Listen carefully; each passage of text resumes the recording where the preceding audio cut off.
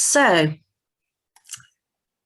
this morning, I'd really like to welcome Martin Simon, who brought Time Banking to the UK and has been and is our ABCD mentor for all us community builders in Torbay. And I'd also like to welcome Tracy Kabash, who developed and rolled out community building with all us community builders. There is 16, 18 of us in Torbay over the last 6 years, and who is now the operations director for the Torbay Community Development Trust. They are going to share a presentation with you with a PowerPoint, and at the end of that there will be about 20 minutes for questions, any questions that you have at all about anything to do with co-production, community building or ABCD. So it'd be really great if you have any questions, just as soon as you think of them, just to pop them in the chat, and then at the end of the presentation hopefully we'll be able to answer as many as we can at the end. Okay, so I'm going to hand over now to Tracy and Martin. Hello everybody, how? Okay. Well, welcome and thank you very much for your interest in ABCD. It's been part of my life for probably about 20 years now.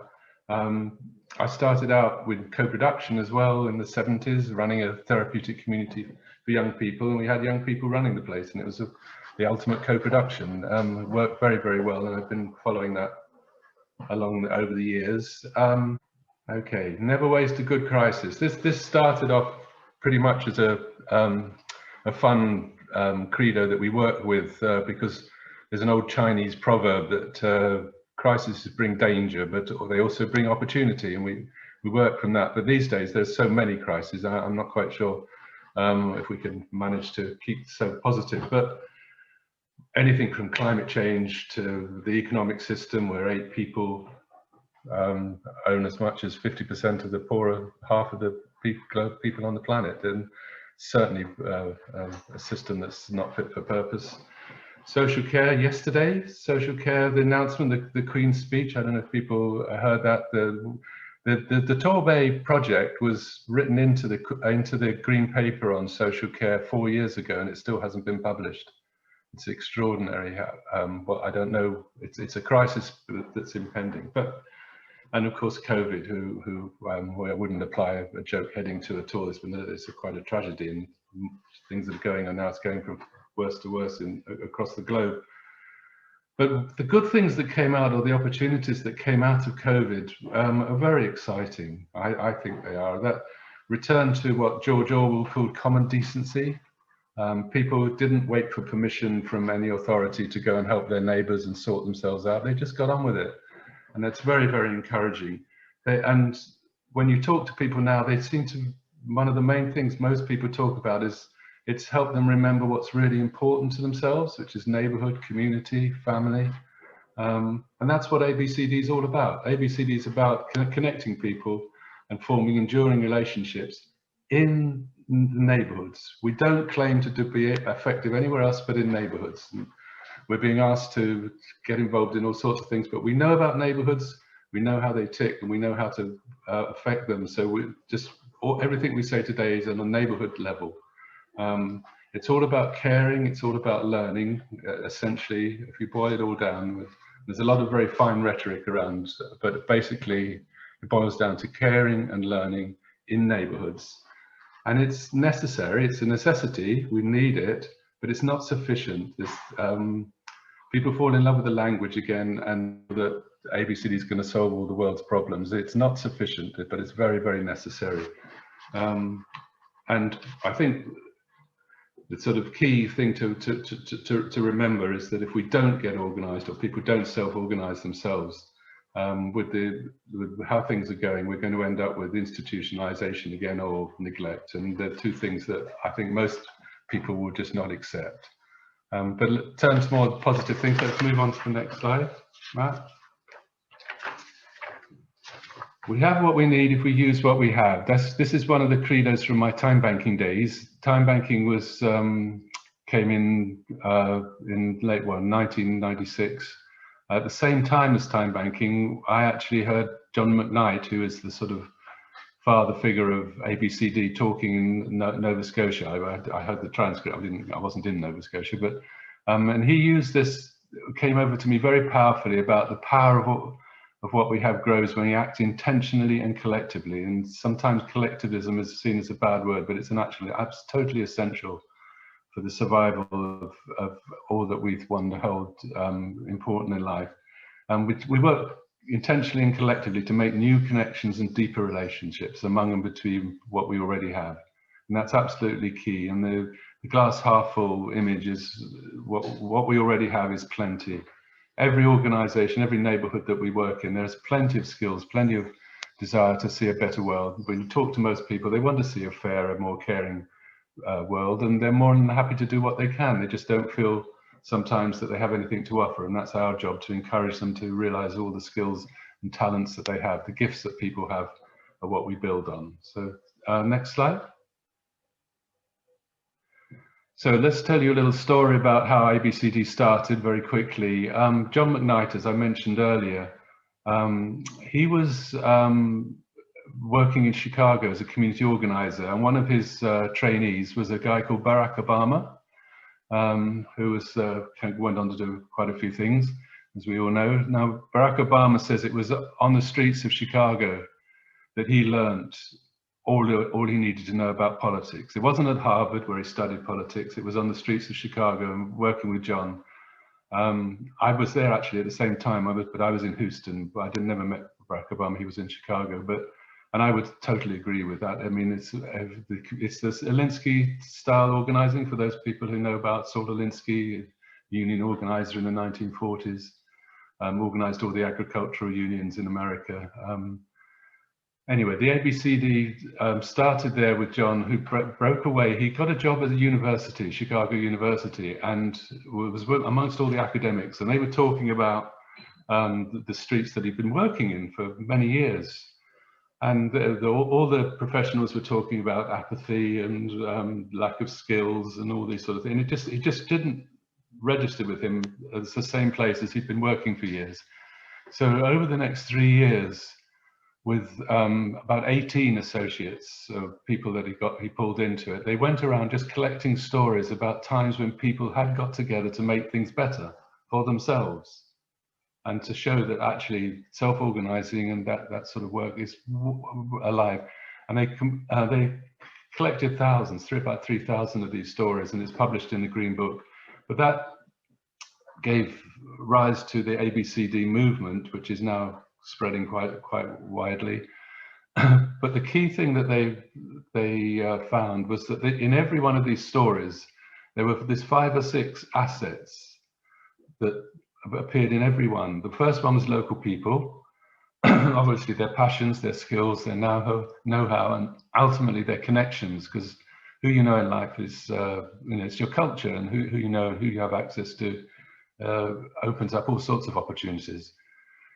If they found there was always the associations, unpaid groups, we call them, that's an American term, associations, we call them, clubs and organizations, self-help groups, sports clubs, or religious groups, all sorts of informal clubs, groups of citizens, and they play an equal part.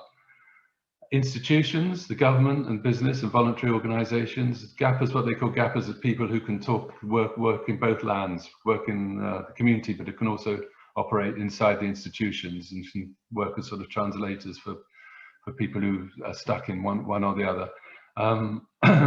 They're important, but they're only part of the story, but they're always there in some way. Physical spaces themselves, hidden treasures, bumping places, what we would call where we rub shoulders with people we don't normally know. Anything from the supermarket queue to bus stops or clubs and pubs and all sorts of places. And as some form of exchange, either barter or the mutuality that we saw in COVID, money sometimes, time banking, favors, all these things were there in every one of these stories. And so we started to see that there's a whole list of assets there available to actually utilize If you only change from the idea that one agency or one set of people are responsible for everybody else, if you start actually mobilizing all these things, what we've added in the UK, because we found, and John McKnight and his associates are quite happy with the idea of stories, because we see their recurrency. They're what people remember, the stories, and I'm sure Tracy will share some with you about what's really happening, what happened, and how people did come together. And the cultures and heritage. There's a tradition and heritage in most cultures of people looking out for each other. It's something that we worry about in terms of modern culture, as we've seen, there's a sort of epidemic towards isolation and loneliness. We've got to bring that back, but where we get involved much more with each other as a normal everyday thing. Neighbourliness is key to society operating. If you don't mix with people that you don't know, and there's an unwritten set of principles behind neighbourliness that never gets talked about, but I mean, it's very simple. It's just give and take. You give, you receive, you reciprocate. You live and let live, and you speak out when you see the unfairness and injustice. And that is the one, actually, the speaking out. I work with friends in America at the moment, colleagues in America, and in America you can't speak out anymore. They call it calling out there. You call out something, you see something wrong in your streets where you live, you dare not speak now. And I'm frightened that that's the sort of thing we've got to hang on to that, just for neighbourliness to thrive, that people feel that they're able to do so. Carry on with the next slide. Matt? Yeah, so a little bit of background here again. What we are working is slow, small, and local. You'll hear this term scaling up, and so I think it's a very business term that's applied to lots of work in communities. You've got to keep it slow, small, and local. We found this with time banking. Get to 120 people in the time bank, that's fine.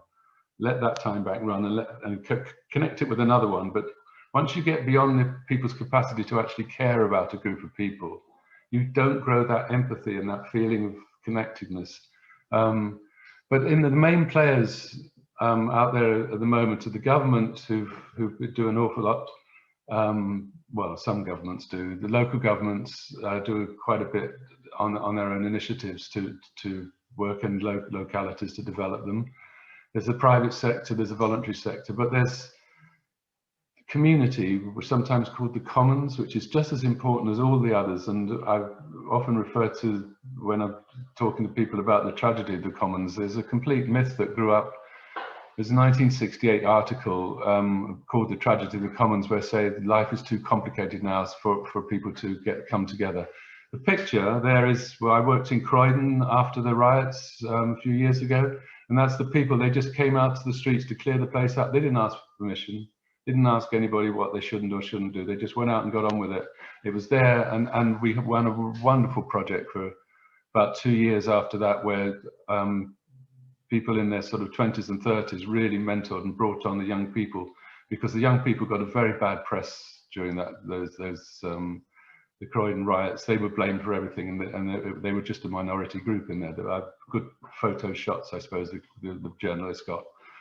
But the capacity to look out for each other and to come to each other's rescue was really positive.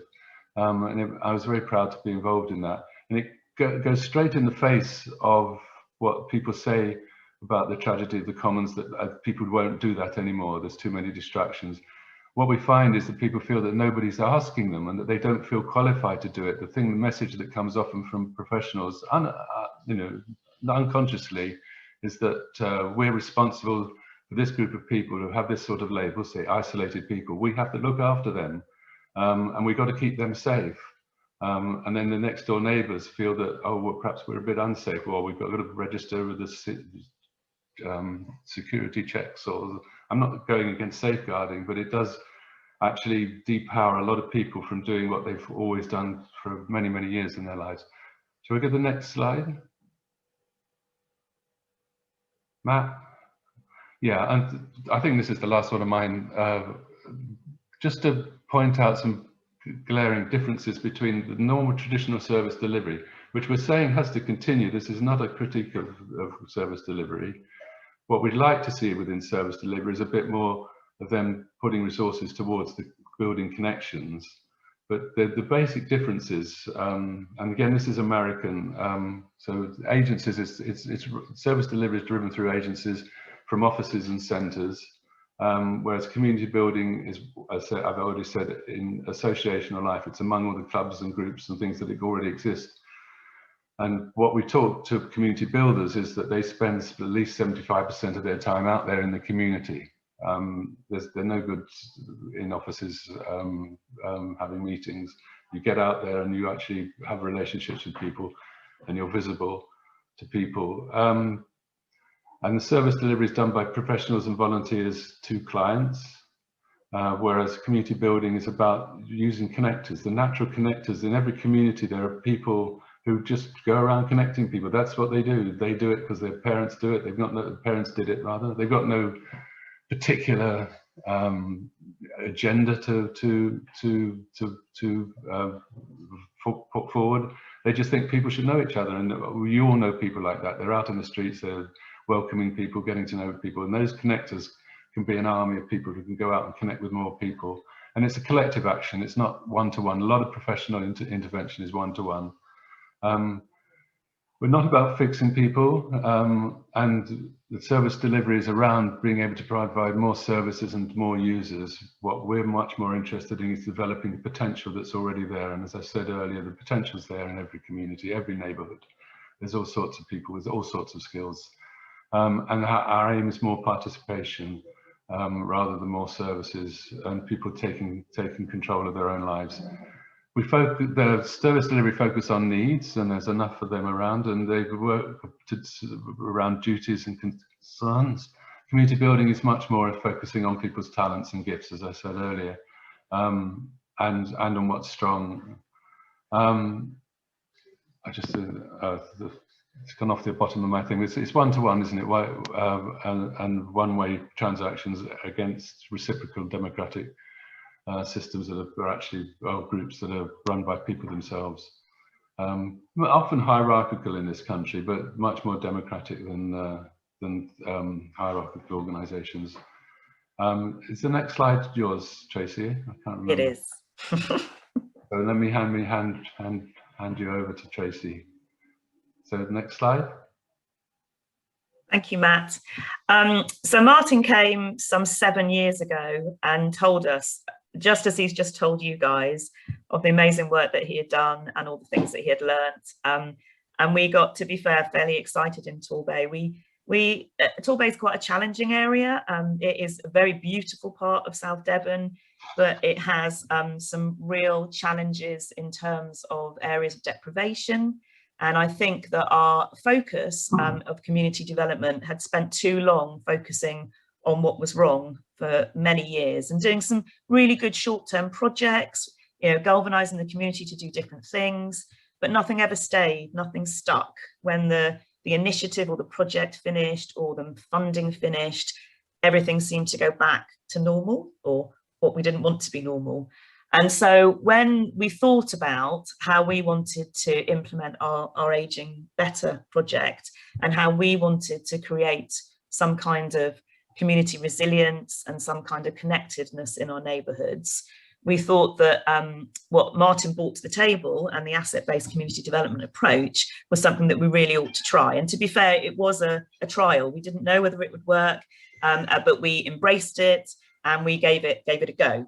And this slide kind of shows you how we sort of told people what we were doing, because it's actually quite a difficult concept to grasp. It's a difficult thing to implement, and it sometimes goes against our kind of natural sort of desires to help people and fix people and be the people that make everything work.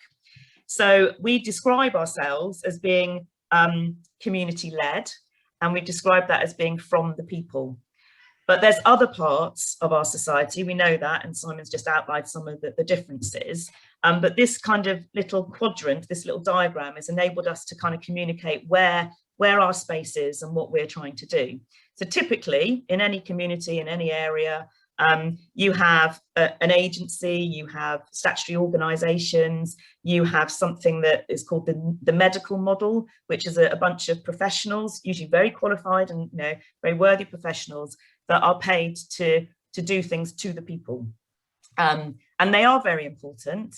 We laugh, we wouldn't want, our neighbours, I don't know, implementing heart surgery on us. We actually need a professional to do that kind of thing. But certainly what we found in Torbay over the years was that actually the professionals have begun to do more than they needed to do, actually. And that created a little bit of disempowerment. And it also created a little bit of a challenge also for the professionals within that statutory sector. And we particularly noticed that in Torbay, and I'm sure it's the same in the rest of the country, when the austerity measures came in. So we had some, very well-trained, very committed professionals that actually now were being asked to do way in excess of what was physically and humanly possible. But that was what was on their job description, and that was what they really needed to try and do. So we felt that that top right-hand kind of quadrant had become too large, in effect. We've also got lots and lots of charities in Torbay. So we have 700 voluntary sector groups, and we're only 130,000 population. So that is massive. And our charities on the whole are really, they're really sound. They're most of them are homegrown, but quite a lot of them miss a trick by actually doing things for people. So again, it's people that really want to fix things in the local community. They really want to help people, but sometimes they can step into the space that actually ought to be the individual's responsibility. So we thought actually the bit that we need to grow, the bit that needs to become bigger, is the from the people, the of the people, the things that people need to do. And we've noticed in our community that people have got quite lazy, actually. If there was something going wrong in the community, they would do quite a bit of lobbying. So they do a lot of kind of complaining to the council or complaining to the police or the local care trust as to something that wasn't right in their community. But as austerity came forward, we challenged them with that and actually said, well, to be honest, you can lobby if you want to lobby, but actually there's much less capacity now in that medical kind of statutory part of our world. There's even less capacity in our formal voluntary sector than there was before. But what there is are assets in your community and within yourself that you could use to step up and take responsibility for some of the things that actually you want to change in your neighbourhood. And that, in effect, is where we believe asset-based community development sits. In addition to that, we have the opportunities for those three parts of that quadrant to work together. And that's what we call co-production. And that's kind of why we're at this festival, because we, over the last 6 years, have endeavoured with our Ageing Better funding to create an infrastructure in Torbay that enables the statutory sector to work with the formal voluntary sector and to work with the individuals and the communities that are literally sitting in that neighbourhood and who are the only people really that can bring long-term change in their community. Nobody can do it for them. They have to do it themselves. And how we chose to develop our launch into asset-based community development, our trial, was to recruit a team of community builders.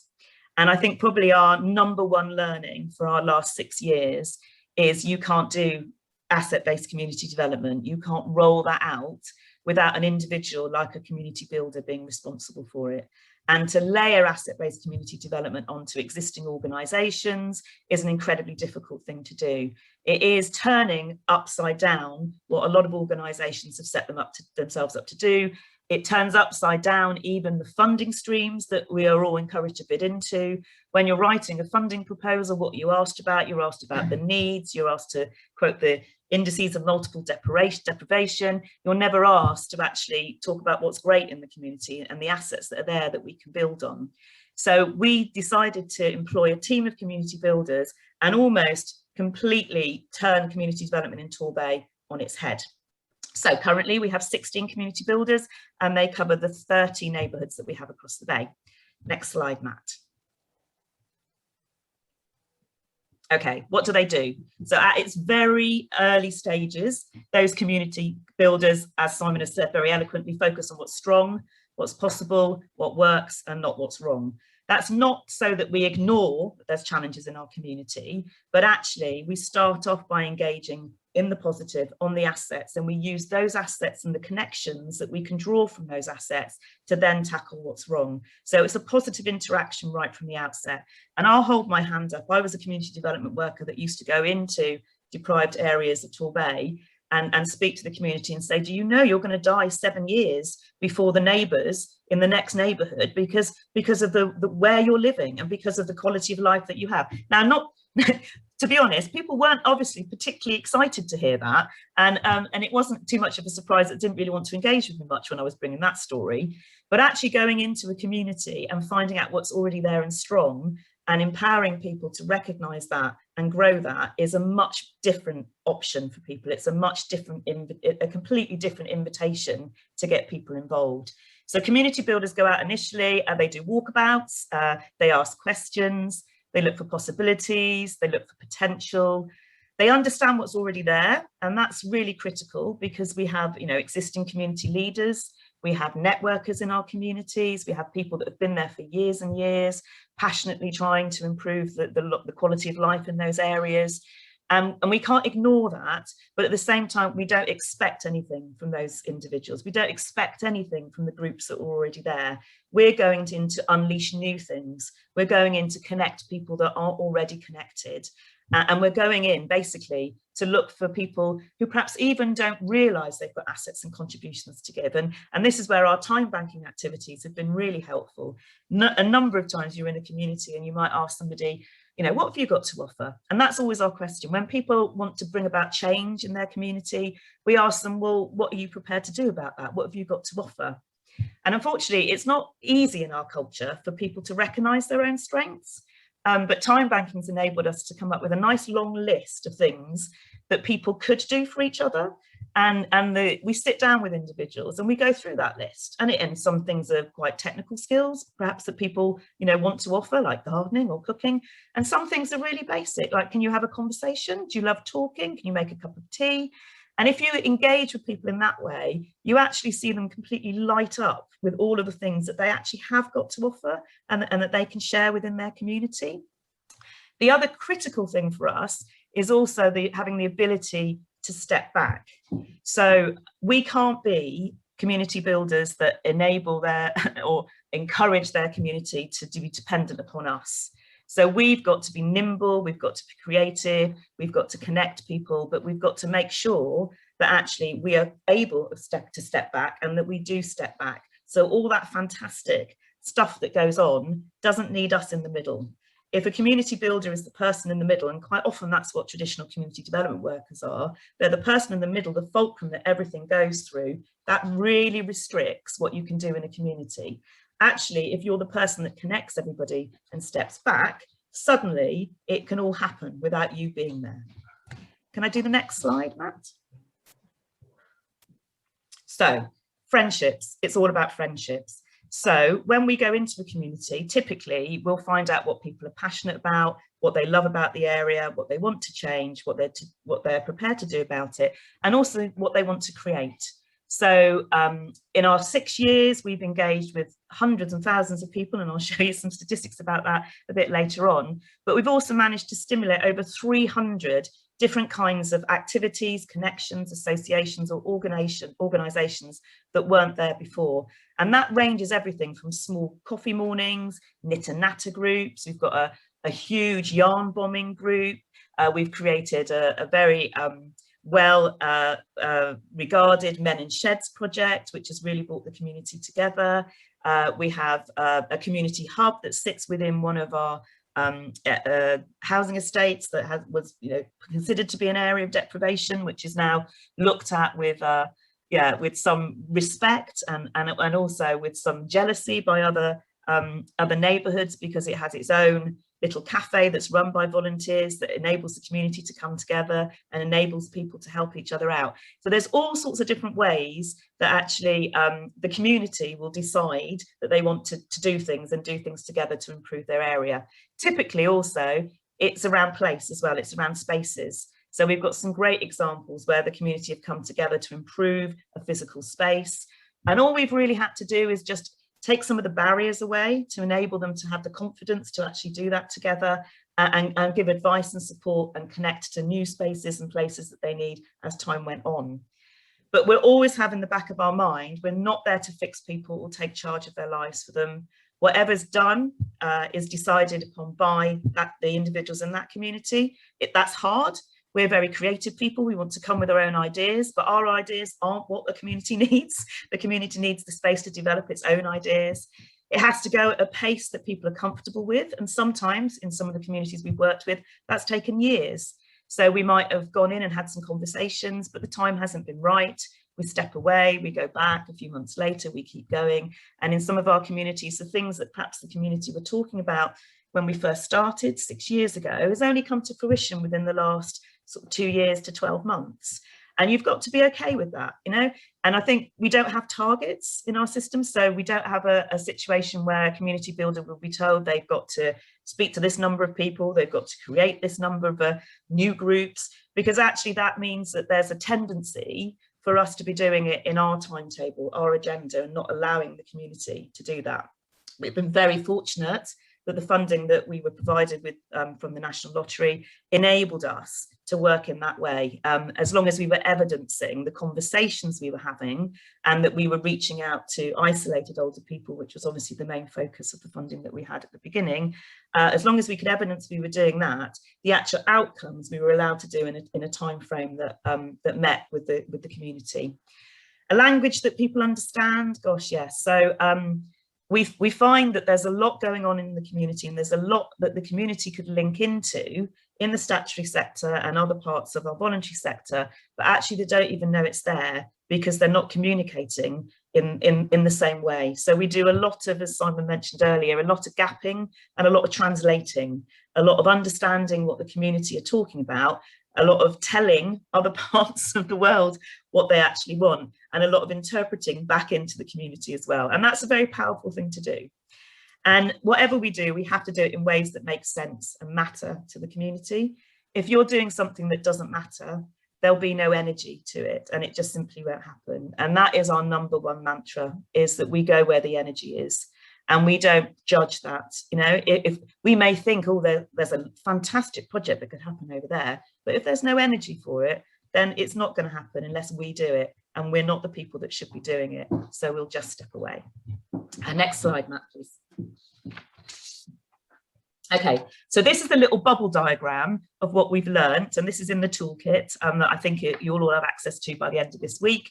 And this is what we do. So it's our asset-based community development, the Torbay way, is we connect people in their neighbourhoods, and we quite often do that through connectors, which Martin mentioned earlier. They're the people that you find in the community that are already good at this. They just do it. It's their natural personality. And they're the kind of engine for us. And we do a lot of connecting connectors and then enabling them to connect others. We give people permission. So our culture sometimes has made people feel that they can't do something unless the council says they can do it, or unless, you know, the powers that be, whoever they might be, say they can do it. And so what we do is actually just give people permission. Quite often we haven't even got the legitimacy to do that, but we just say, yeah, just do it. What's the worst that can happen? If something doesn't work, then we can reverse it. If somebody's upset about it, we can talk about it. So getting that idea off the block is sometimes the first thing that needs to happen. So we do that to make things happen. We do the things that people want to do in the way they want to do them together. We, as you heard already, we look for what's strong, not what is wrong. We meet people, we listen, we hear, we build up trust. And that took probably for our team at least a year before the community were feeling like community builders was something that they really ought to engage with. And we have a really strong team of individuals in that, and we have a really passionate team. But unfortunately, when you start this kind of work, you're held responsible for all the baggage that's come before. So all the things that have been done to in an individual's community, all the things they haven't been happy about, all the experiences when people have come in, done stuff and then gone away again, all the consultations and engagement when people have come and spoken to members of the community and then never fed back, or there's been nothing as a result of that engagement. All of that comes with the territory. And it took us, like I said, at least a year for people to realise that actually we weren't going to do that. We were here, we were listening, and we weren't going to disappear. And once we were able to do that, we found that we could support each other. So the community supports us in our work, and we support the community. Critical to that first kind of engagement as well is mapping the assets that are already there. So, and we do that physically with asset maps. So we get some of our connectors together, bit of food, get a big map, you know, either a map or a big empty piece of paper, and we physically draw the neighborhood. And we put on that neighborhood where all the spaces are that people love, where the buildings are, what are the groups in those places, what are the skills within those groups, who are the people that run those. And we pretty much create a very rich picture so that actually those individuals can think about how they could use those assets to do even more. And that's when you start seeing the connections. So once you already see what's going on, you can identify the gaps, the things that people want. And then the case is removing the barriers. And the barriers sometimes come, as I said, from the community themselves, but sadly also sometimes come from some of our primarily statutory partners who are quite risk adverse in our experience, and they're a little bit worried about the community doing some of the things that it wants to do. So we enter into negotiations. You know, if there is a street party that needs to happen, does it really have to go through a 12-week lead-in period and be discussed by every statutory organisation in our area when it's probably only going to be a barbecue and approximately 20 people there? We need to take those barriers away so that the community have the space to do it. We go where the energy is, we build on what's there. What we can do, we do what we can do to make that work. And then our interpretation of Martin's ditty that he shared at the beginning is we have what we need when we share what we have. We're sharing it. I think you said using it, Martin, but we've kind of developed it a little bit further, haven't we? So my kind of last slide is I just want to share with you why we're telling you about this. So this is a little bit about our results and what we've achieved by, as I said, going into this slightly blind and not really knowing what we were going to do as we came out the other side, but feeling like we were passionate and this was the way to go. So we've identified through our 30 neighbourhoods now 1,400 connectors that we work with, and that's pretty much on a daily and weekly basis, and they're embedded in their communities in all sorts of different ways. And actually those connectors have been absolutely amazing during the pandemic as well. They've been our eyes and ears. They've been the people that have stepped forward to do neighbourhood shopping. They've adapted to everything that their community wanted. We've worked within those environments with 1,700 isolated older people, and that was the number that we'd worked with by the end of the 5th year of our programme, so that was pre-COVID. And those are the individuals that we identified that have been disconnected from the community. And when we spoke to older people in Torbay, when we first started our Ageing Better programme, we asked them what would make a difference to ageing well for them in terms of ageing well in Torbay. And they told us they wanted to be connected into their communities and they wanted to have value and purpose. They didn't want to be seen as a drain. They didn't want to be the people perceived as those asking for help. They felt they had wisdom, they had skills, they had knowledge, and for the most part, they had quite a bit of time on their hands. So they actually wanted to be contributors. And so we found 1,700 people that we've managed to reconnect back into their community, and they are now contributors. And actually, when the pandemic hit, we found those 1,700 people weren't the people actually calling our community helpline and asking for help or calling the council because they didn't know what to do.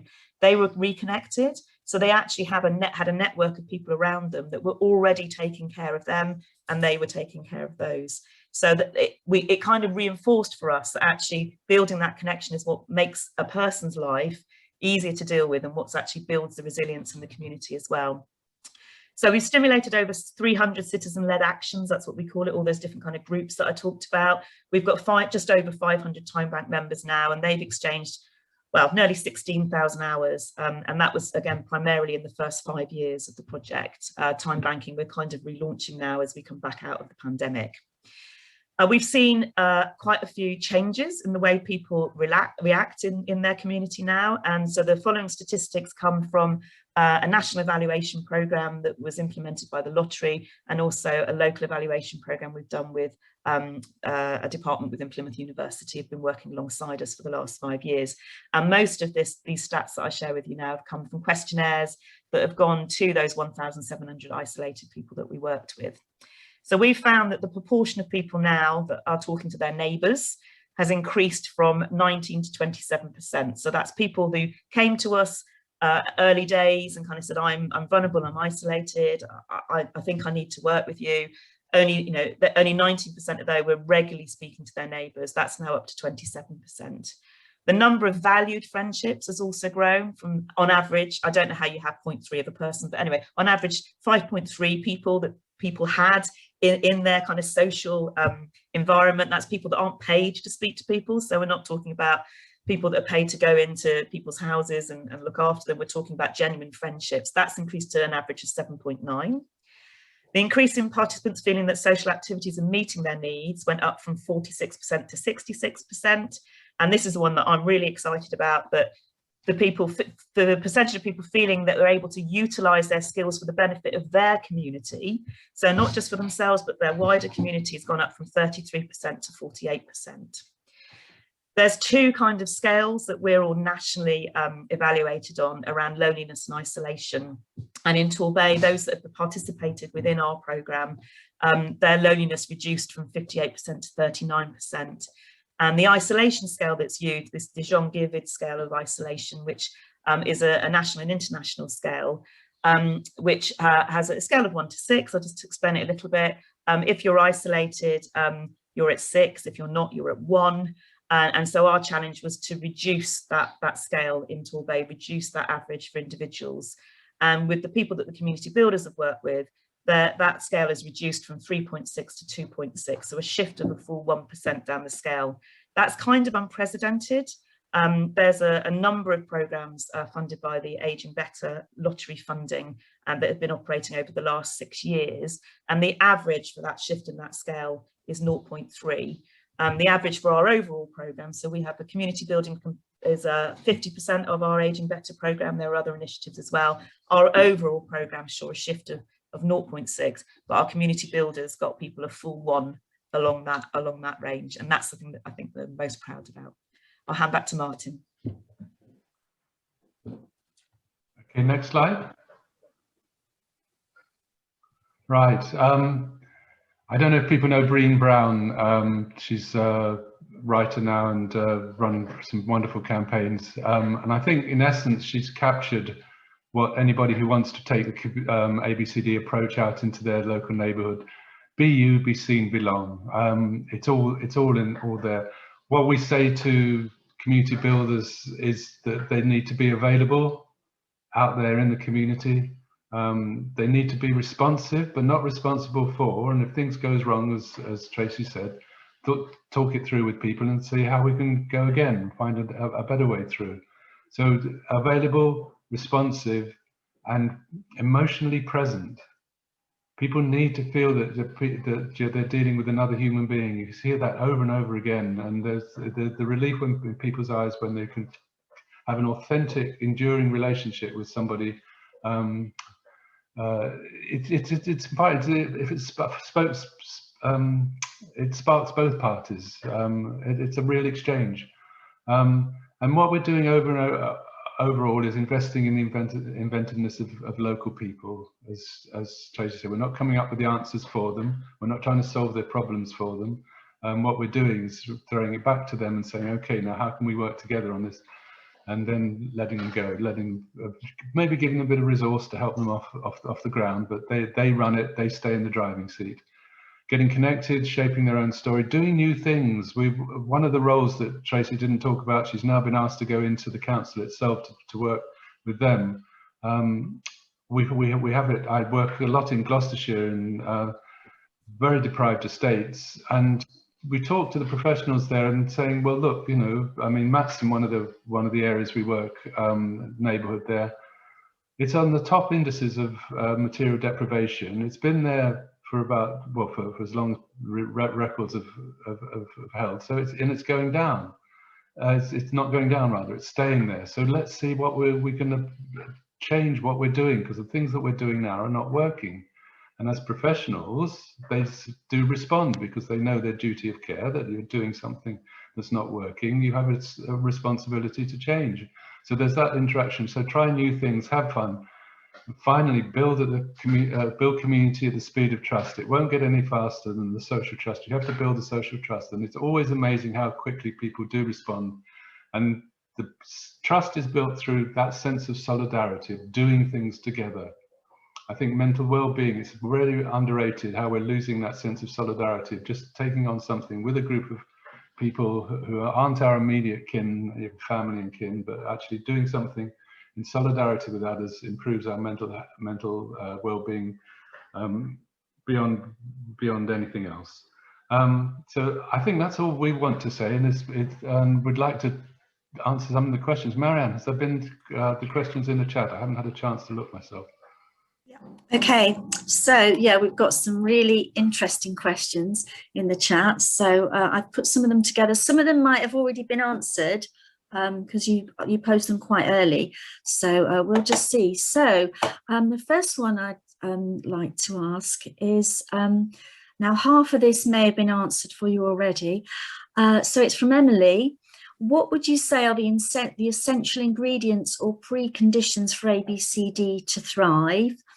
And what is needed to ensure inclusion and to level up inequalities?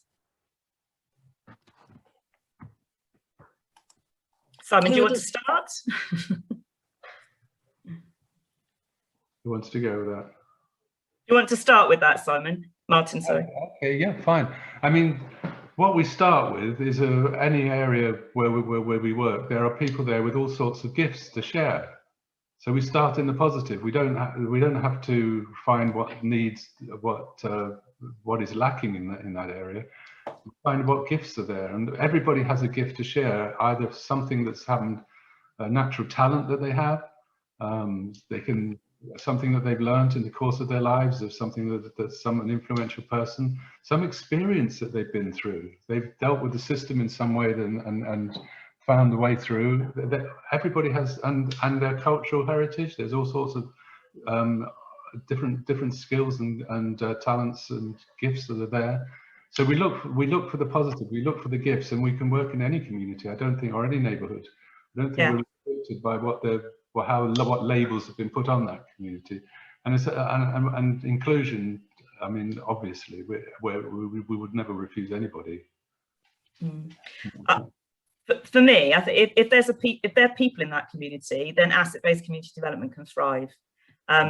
Our experience has been that you need somebody to stimulate it, and that's partly because of our culture and the way that we sometimes feel that we can't offer our help to neighbours. They might think we're nosy. They might think we're, all those kinds of things. You need somebody to break through that, which is why we found it really helpful to have community builders in those spaces. And also we've done it in a geographical way, but it's not impossible to do community building with a different type of community, a community that isn't geographical, a community of particular characteristics, or a community of particular ambition or whatever. So that is quite possible. And for me, the inclusion thing, that's kind of the role of the builder as well. So the builder needs to keep an eye on that everybody's included. And that happens really because 70% of their time they're out there speaking to people. And if they don't find people on the street or, in the supermarket or in all the other bumping places, they knock on doors and find them. So, and they're inquisitive, and and many a time I've seen a community builder sort of walk past a building and they can see something's going on in there, and they literally put their nose up against the window, have a peer in, knock on the door and go in. So actually, if you're operating in that way, it can be a fully inclusive community, because you're seeking out people that perhaps aren't strong enough or confident enough to come out into their community themselves. Okay, thanks, Tracy. Can I just pick up on what you said there for another question? What kind of size of geographical area do the community builders work in? So maybe that's about the area that our community builders work in Torbay. So I think the rule of thumb is around 5,000. Ours is slightly higher than that. I think on average, a community builder has about 8,000. But we created our community building structure using community mapping. So we got people in those communities to map where they considered their community to be, which incidentally is quite often different from ward boundaries and all the primary care networks boundaries and all that kind of stuff. So some of our patches are slightly larger than others because we mapped it around exactly where the community is. But on average, it's around 5,000 to 8,000 population. I think there was also a question further up, a practical question, Marianne, which I could perhaps take, is our community builders are paid. So they're paid employees, but the people that they work with in the community, the connectors, they're not paid. They're all volunteers just doing what they do. Okay, thanks. And from Ellie, I like this model and it works well in the city I work in. What I'm interested in is how to engage with or challenge organisations who are starting up or run loneliness or befriender projects that are very un-ABCD. They come from a position of thinking they have the solution and a plan of what they will do. Have you had experience of engaging and working with these sorts of projects and influencing them? A real challenge. Very much so. Certainly in inner cities. I worked a lot in London when I was Director of Nurture Development, which is one of the main training organisations in the country. I travelled the whole country, and a lot of inner city, particularly voluntary organisations, as well as the statutory organisations, are quite hierarchical and established. I think we tend to work around them rather than trying to change them. We certainly connect with them. I think if we can actually shift them to talk to each other is the first step, but it's very difficult. The word collaboration is bandied around these days. I don't think people understand for 1 minute what it really means. It's not. They think just general networking is collaborating. Collaborating is actually changing the way you do things to enhance the performance of the person you're collaborating with. To take risks, to change what you do, and to make it absolutely clear that you stand on common ground. And that takes a lot of work and a lot of trust. And I don't see it, particularly with a lot of from the statutory sector who collaborate with locally. I don't see that happening. There's some very good people. The new local government network, I think they've just changed their name, but they've adopted ABCD full on and are doing some wonderful things of reframing and rewriting a lot of redirecting a lot of the things within the statutory sector, and they're people from the statutory sector. So it's a slow case, because there are the critical needs out there, and people are running services that are vital. What we would hope that they would recognise that they're never going to be able to provide for them all, and they need to put as much resources into connecting people to look out for themselves as they do in providing the very valuable services. I don't know if you want to add anything, Trace. I think like you said, Martin, we don't try to convert people, because if the energy's not there, it's not going to happen. What we will do is walk alongside organisations and keep the communication open. And we have got a very good example just of one organisation which had a very traditional approach, a service-led approach, even though it's in the voluntary sector, who just this week have said to me, oh, we think we need to be working in the neighbourhoods and having people doing things for each other. But I've walked alongside that organisation for 6 years, and it's taken that length of time. And I think that's all you can do, is continue to share, continue to communicate, but don't try, if you will hamper your own stuff if you try to go in and solve that. Unless there's an openness and energy and willingness for that change, then it is a very, very difficult thing to do. Okay, thank you so much. I am so sorry, we have run out of time, and we've got some really more interesting questions. So what we'll do is I'll make sure that Martin and Tracy have those questions, and we'll make sure we have your emails. Vicky's on the call with us, and we will email those answers back to you. Okay, so I'm sorry we have to go now, but we've got another session starting in 5 minutes. So I'd just like to say a huge thank you to Martin and to Tracy, and to Vicky for setting this all up and giving us this fantastic opportunity to be able to do this and bring this to you, and to say thank you to all of you for coming today, and to our technical support, David and Matt there. So thanks very much for coming, and yeah, there are so many more fantastic sessions coming up, one in 5 minutes, harnessing community strengths, and later on there's a workshop, ice creams and seagulls. So yeah, do come along and join us in Torbay. Thank you very much, everybody, and yeah, goodbye.